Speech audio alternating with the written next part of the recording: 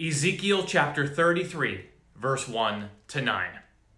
Again, the word of the Lord came unto me, saying, Son of man, speak to the children of thy people, and say unto them, When I bring the sword upon a land, if the people of the land take a man of their coasts, and set him for their watchman, if, when he seeth the sword come upon the land, he blow the trumpet, and warn the people, then whosoever heareth the sound of the trumpet, and taketh not warning, if the sword come and take him away, his blood shall be upon his own head. He heard the sound of the trumpet, and took not warning. His blood shall be upon him, but he that taketh warning shall deliver his soul. But if the watchman see the sword come, and blow not the trumpet, and the people be not warned, if the sword come, and take any person from among them, he is taken away in his iniquity, but his blood will I require at the watchman's hand. So thou, son of man, I have set thee a watchman unto the house of Israel. Therefore, thou shalt hear the word of my mouth, and warn them from me. When I say unto the wicked, O wicked man, thou shalt surely die, if thou dost not speak to warn the wicked from his way, that wicked man shall die in his iniquity, but his blood will I require at thine hand. Nevertheless, if thou warn the wicked of his way to turn from it, if he do not turn from his way, he shall die in his iniquity, but thou hast delivered thy soul. You know, a lot of people like to say Ezekiel 33 has no application to us in this current dispensation, the dispensation of grace, the church age. But I do believe there is an application in here for us. Let me explain. First off, just like in Ezekiel chapter 33, we see the sword coming upon the land. We see the tribulation period casting its shadow on the earth right here and right now. It's crazy in this world right now, but this is nothing compared to what is coming. In fact, in the book of Jeremiah chapter 30, verse 7, we read the following. Alas, for that day is great, so that none is like it. It is even the time of Jacob's trouble, but he shall be saved out of it. In Matthew chapter 24, verse 21, we read, For then shall be great tribulation, such as was not since the beginning of the world to this time, nor ever shall be. So the worst time in human history is coming. It is not here yet. This is nothing compared to what is coming. But we see this coming tribulation period casting its shadow on the earth right here and right now. And we are told we will know that we are in the season of the Lord's return. We will see the day approaching. And if we're watching, that day will not catch us off guard. In fact, the Apostle Paul in the book of 1 Thessalonians chapter 5, verse 4, puts it very plainly. But ye, brethren, are not in darkness, that day should overtake you as a thief. We will see the day approaching. If we're watching, when that day comes, it will not catch us off guard like a thief. Unfortunately, for a majority of the world, who's so caught up in this world, it's going to catch them off guard because they're not watching. But we see, just like in Ezekiel chapter 33, we see the sword coming upon the land. And what are we supposed to do? We are to warn the people. As ambassadors of Jesus Christ, our job is to warn a lost world that Jesus is coming soon. But most importantly, it is to give them the gospel of their salvation, which the Apostle Paul gives us in the book of 1 Corinthians chapter 15, verse 1 to 4. And the gospel of their salvation is simply this. Jesus Christ died on that cross for their sins.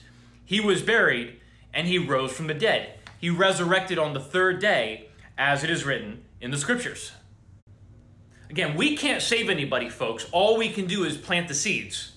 You know, in 1 Corinthians chapter 3, verse 4 to 9, the Apostle Paul says the following, For while one saith, I am of Paul, and another, I am of Apollos, are ye not carnal? Who then is Paul, and who is Apollos, but ministers by whom ye believed, even as the Lord gave to every man? I have planted, Apollos watered, but God gave the increase. So then neither is he that planteth anything, neither he that watereth, but God that giveth the increase.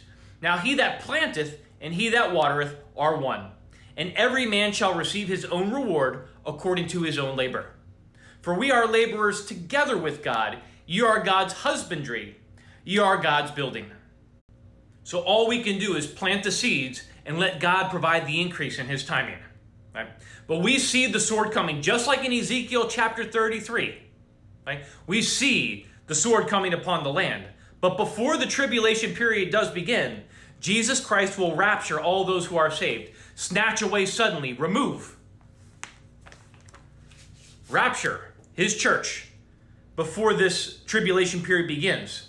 Things are converging and intensifying all over the world like never before, just like Jesus said they would in his word. Jesus likens his return, his second coming, which is at the end of the 7-year tribulation period, to a woman in travail that's about to give birth. Right before the baby comes.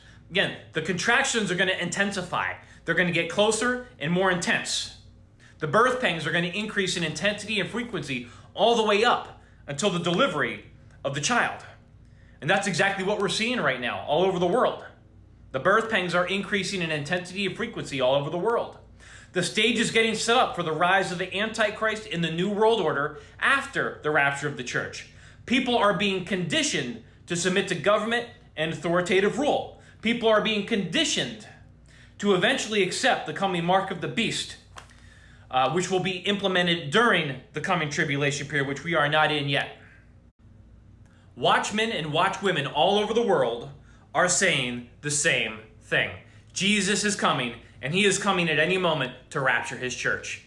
You make a difference, whoever you are watching this.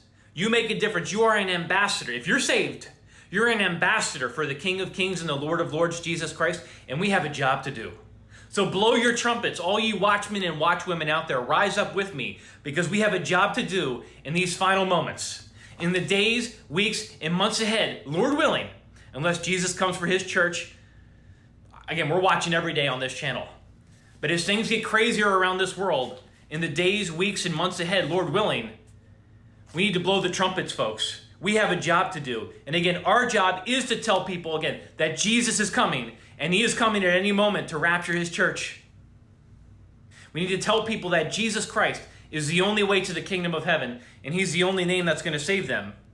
And our job, the most important thing, above all else, is the gospel of their salvation. The gospel is the plumb line.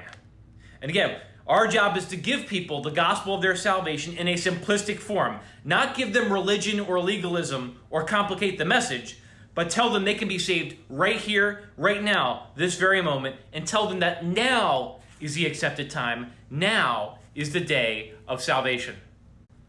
But again, our job is to give them the gospel of their salvation. Again, which is 1 Corinthians chapter 15, verse 1 to 4. We need to tell people that Jesus Christ died on the cross for their sins. He paid their sin debt in full with his blood on the cross at Calvary. He paid the price that they can never pay on their own. He paid it, and he paid it with his blood so that they could be reconciled back to him, so they could be forgiven of their sins and be with him forever in heaven. So we need to tell people, again, that Jesus Christ died on the cross for their sins. He was buried, and he resurrected. He rose from the dead on the third day, as it is written in the scriptures. We need to give people that message and then pray for them. We need to pray that the seed we just planted, as ambassadors of Jesus Christ, again, our job is to tell them the gospel, which is the plumb line, that Jesus died for them, he was buried, and he rose from the dead on the third day, as it is written in the scriptures. And we need to pray for that person. We need to pray that God will bring to fruition that seed that we planted. If not now, then during the tribulation period, because we know multitudes get saved during the coming tribulation period. I don't wish that upon anybody. They're most likely going to be killed for their faith during the coming tribulation period. But all we can do as ambassadors for Christ is to plant that seed and let God provide the increase in his timing, preferably before the rapture of the church. But watchmen and watchwomen all over the world, we have a job to do. In the days, weeks, and months ahead, Lord willing, we have a job. So blow your trumpets, watchmen and watchwomen all over the world, because make no mistake about it, that day is approaching. Keep watching with me. Keep looking up. The King of Kings, the Lord of Lords, the Son of God, Jesus Christ, he's coming. And he's coming quickly, one day very soon at the appointed time, sooner than many of us even realize. Keep watching with me, and God bless you all.